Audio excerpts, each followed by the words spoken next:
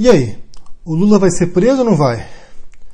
Como era de se imaginar, a questão do Lula envolvendo a prisão do Lula, o julgamento do Lula, está um imbróglio. Ele foi condenado em primeira instância com o juiz Sérgio Moro, foi condenado em segunda instância no TRF4, que aumentou a pena dele para 12 anos e alguns meses. A defesa recorreu, enviou embargos de declaração para tentar revisar alguns pontos da sentença e também enviaram a solicitação de um habeas corpus preventivo para o Supremo Tribunal, que está analisando agora. Eles aceitaram a solicitação para analisar o habeas corpus e vão voltar no dia 4 de abril para dar uma decisão final se esse habeas corpus será aceito ou não. Porque só assim a gente vai saber realmente o fato se o Lula será preso agora. Eu vi vários especialistas afirmando que a prisão do Lula pode ser talvez o pior resultado nessa situação. Por quê? Porque independentemente de qual for o desfecho dessa história do Lula, se ele for preso ou não, ele vai concorrer, mesmo que virtualmente, à presidência,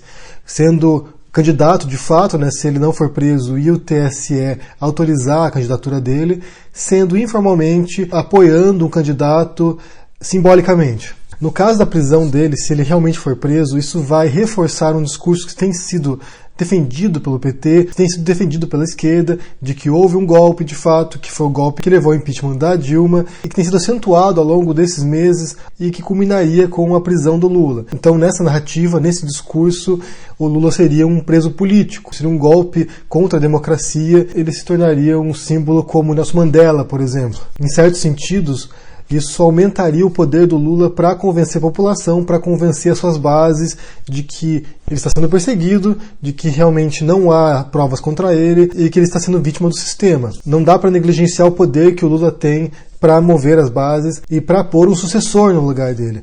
Basta lembrar que ele pôs a Dilma, que era uma candidata totalmente sem pé nem cabeça. Então, se houver um candidato forte do PT com o apoio do Lula na prisão, que terá um grande peso simbólico, isso pode ajudar com que o PT cresça muito nas pesquisas durante esse ano e talvez até ganhe as eleições. Talvez a melhor possibilidade seria o Lula não ser preso, porque assim não haveria esse símbolo, enquanto aguarda os recursos para as instâncias superiores, que ele vai recorrer para o STF, vai recorrer para o STJ também, enquanto aguarda a decisão até a última instância, e ter a sua candidatura impugnada pelo TSE. Assim ele estaria solto, meio que inofensivo ainda, ou mais ou menos inofensivo, mas sem poder se candidatar. Uma coisa que a gente precisa ter muito clara aqui é que o Lula não está sendo julgado e condenado pelo triplex em Guarujá ou pelo sítio em Atibaia. Não. Isso aí é análogo para mim, assim, ao caso do Al Capone, por exemplo. Al Capone foi um dos maiores gangsters dos Estados Unidos, de Chicago. Ele tinha vários negócios ilegais de bebida, de extorsão, ações criminosas de assassinato, de violência. Só que ele foi preso, ele foi condenado por causa de sonegação fiscal. Ele não declarava imposto, a polícia conseguiu prender o contador dele e descobriram que ele tinha milhões de dólares e não declarava nada. Então ele foi preso por sonegação fiscal, mas na tentativa de buscar evidências, buscar provas para prendê-lo por causa de ações criminosas. No caso do Lula, me parece muito provável que ele fosse o cabeça de uma organização de corrupção, tanto no governo dele, com o Mensalão e depois com o Petrolão.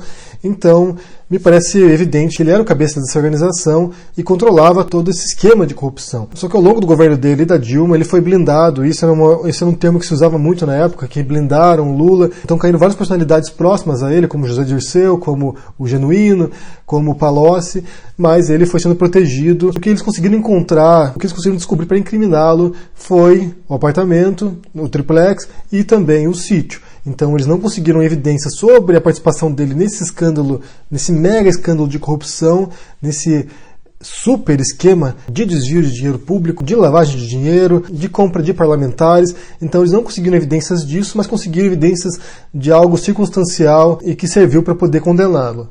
Então a gente tem que pensar que, na verdade, esse julgamento do Lula se refere a esse escândalo de corrupção monumental no Brasil e não apenas para esses casos do triplex e do sítio, que são insignificantes em relação aos muitos bilhões de reais que foram desviados. Eu acho que para a população brasileira, para lavar a alma de muita gente, a prisão seria o desfecho mais desejável, mas nesse ano eleitoral de 2018 talvez a prisão do Lula vire o jogo para o PT e fortaleça o partido e fortaleça o candidato da legenda deles. E a gente não pode menosprezar a força do Lula, porque ele realmente ainda é uma figura emblemática, uma figura carismática e que tem um grande poder de mobilização popular. Outra coisa que eu quero falar também é que ontem o Sérgio Moro foi no programa Roda Viva ser entrevistado lá. Ele não apresentou nenhuma novidade, nada muito explosivo, nada muito revelador, mas eu me achei interessante perceber os tweets que apareciam, né, embaixo ali nas legendas apareciam os tweets dos espectadores, e depois no final, bem no finalzinho do programa, o Sérgio Moro fala sobre isso também, eu acho,